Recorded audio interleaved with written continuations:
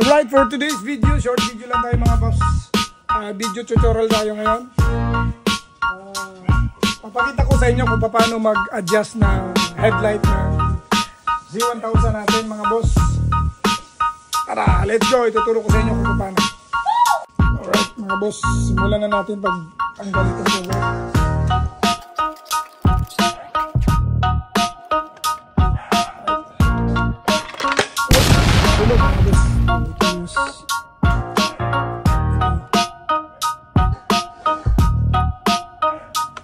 At saka ito.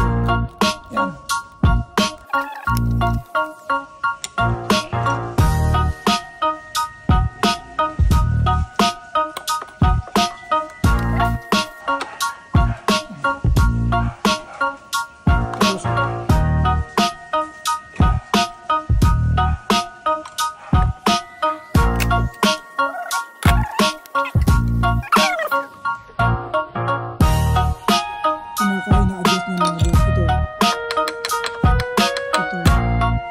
Ito yung sa left. Ayan mga boss, tinanggal natin para makita natin malinaw. Ito yung pagka-left, pataas, pagpababa, pa-right, pababa mga boss.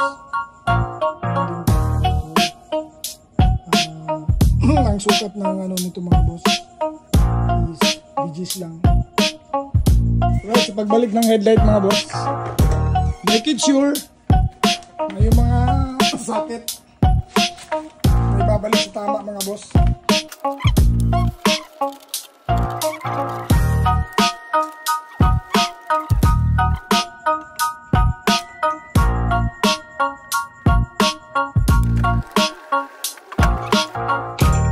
Balik na natin itong cover mga boss.